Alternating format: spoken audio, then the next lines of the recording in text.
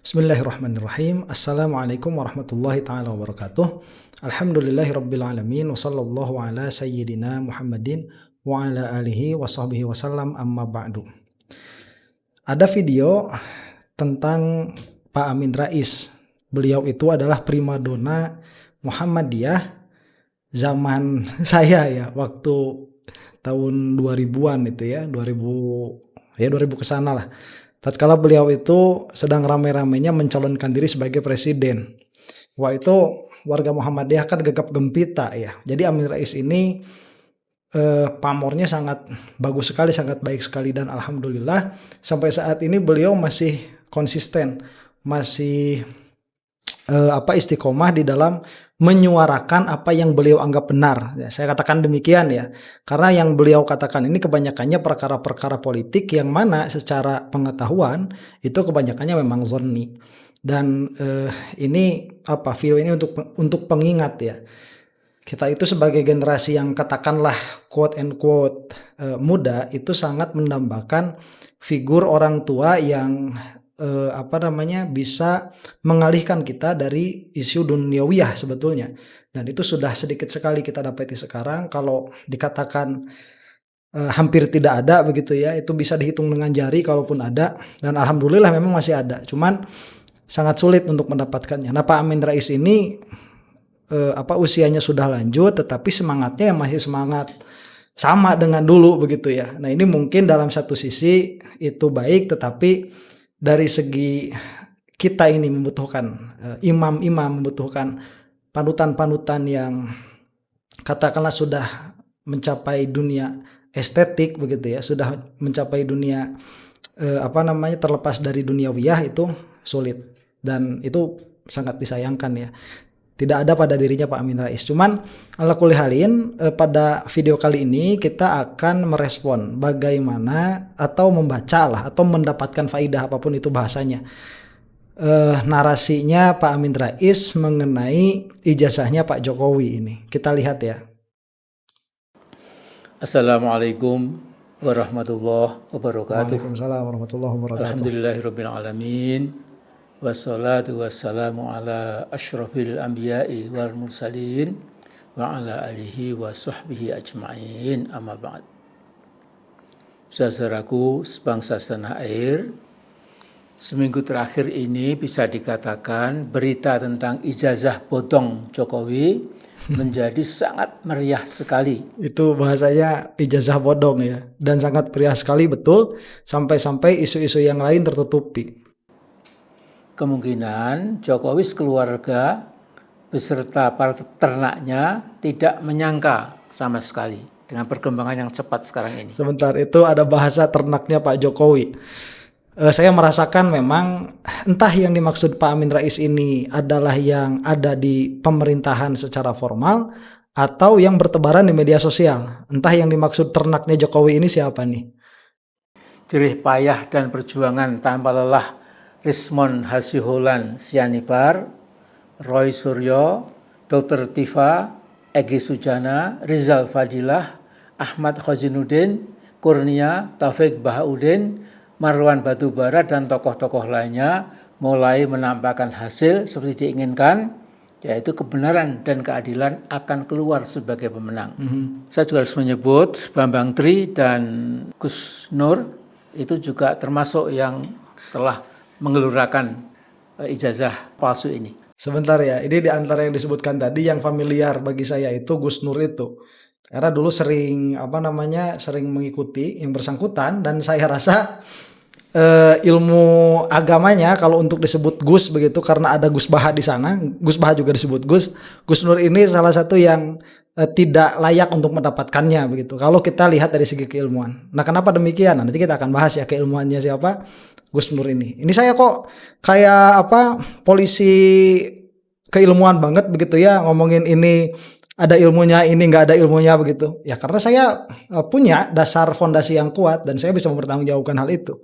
Gus Nur ini setahu saya dulu, tapi ya sekarang kan sudah mulai keluar lagi dari penjara begitu. Sekarang nggak tahu bagaimana keilmuannya. Cuman kalau melihat dulu itu bukan dari segi perjuangannya, karena Gus itu selayaknya adalah untuk pewaris kiai begitu. Jadi seharusnya juga mewarisi ilmunya.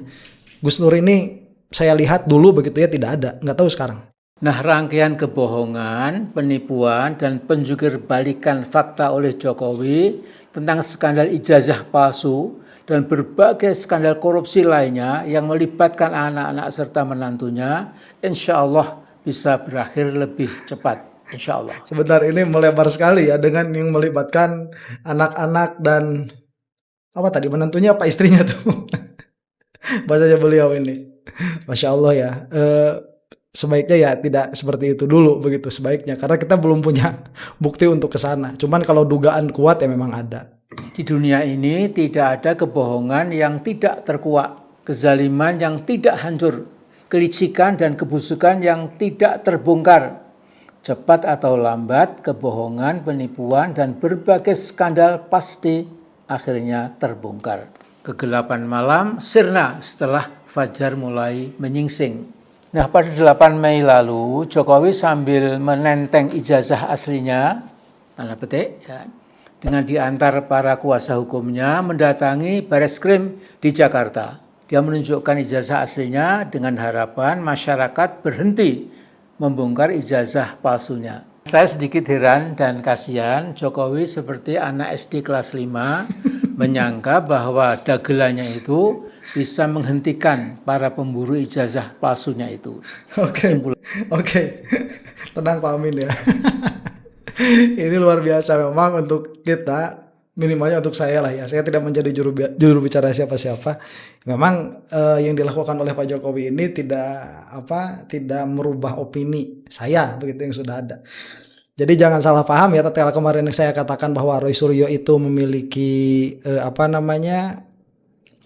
argumen yang rapuh, itu saya kemarin berbicara mengenai argumen di sisi pengadilan, bukan argumen di depan masyarakat. Kalau di depan masyarakat itu ya narasinya bagus sekali, kemudian cocokologi ya antara satu fakta kepada fakta yang lain, ditambah di situ opini juga sangat meyakinkan, dan jangan salah maksudnya saya juga teryakinkan begitu. Cuman ini dari segi logika hukum sangat lemah sekali begitu. Jadi memang apa yang dikatakan Pak Amin Rais ini benar. Masalahnya itu bukan terbukti itu ijazah asli atau tidak secara formal di pengadilan, tetapi bagaimana masyarakat ini bisa kembali tidak memiliki trust issue dengan pemerintahan yang ada khususnya sekarang begitu ya, karena banyak sekali warisan-warisan Pak Jokowi nih di pemerintahan yang ada sekarang itu. Mulanya cuma satu, Jokowi sedang bingung, disangkanya langkah bodohnya itu bisa meyakinkan mereka yang sudah menguliti ijazah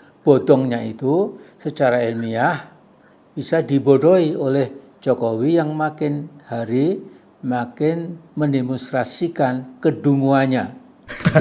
Nah ini diksi-diksi yang sering saya pakai ya, bodoh, dungu, bodong begitu. Memang ini sah-sah saja karena ini adalah bahasa resmi begitu ya yang dipakai di Indonesia, meskipun jarang dipakai dan konotasinya itu kasar. Cuman kalau misalkan kita melihat makna yang ada di sebaliknya, ya selama itu memang bisa dipertanggungjawabkan perkataannya seperti itu, tidak ada masalah. Ya, sekali lagi saya katakan orang yang sering berpikir itu tidak akan berpusing-pusing ria di dalam masalah diksi. Kita tidak mengira bahwa Pak Kasmujo selama ini merasa tertekan dan galau perasaannya karena ditekan Jokowi alias Mulyono untuk berbohong bahwa dia adalah pembimbing penulisan skripsinya Mulyono. Ternyata hal ini hanya tipuan Mulyono belaka. Sebentar, ini Pak Amin Rais diksinya sudah kayak netizen saja ya. Sepertinya sering buka internet juga nih. Mulyono keluar begitu ya bahasanya. Kunjungan mendadak Jokowi ke rumah Kasmujo pada 12 Mei ternyata menjadi hari pengapesan Jokowi. Benar-benar Jokowi apes. 13 Mei itu hari celaka, hari sial. Karena Jokowi suka klenik, angka 13 memang dianggap angka sial. Nah sebentar ya, kalau permasalahan ini yaitu Pak Jokowi datang kepada Pak Kasmujo, memang itu adalah perkara yang paling meyakinkan untuk saya ya, daripada apa-apa yang dipaparkan oleh Pak Roy Suryo, itu bukan berarti tidak meyakinkan, itu juga meyakinkan juga. Cuman dari yang paling meyakinkan tuh ya ini, pertemuan Pak Jokowi dengan Pak Kasmujo, kemudian setelahnya itu terbukalah suaranya Pak Kasmujo, kemudian diingatkan kita kepada alumniannya Pak Jokowi begitu ya, yang mengatakan bahwa Pak Kasmujo ini galak dan lain sebagainya. Sampai-sampai ada komentar tuh di bawah video saya yang kemarin itu mengatakan bahwa Pak Kasmujo itu sebetulnya benar tuh, itu adalah dosen pembimbing skripsinya Pak Jokowi. Cuman beliau itu sakit hati disebut galak, makanya bilang aja lah saya bukan dosen pembimbingnya begitu.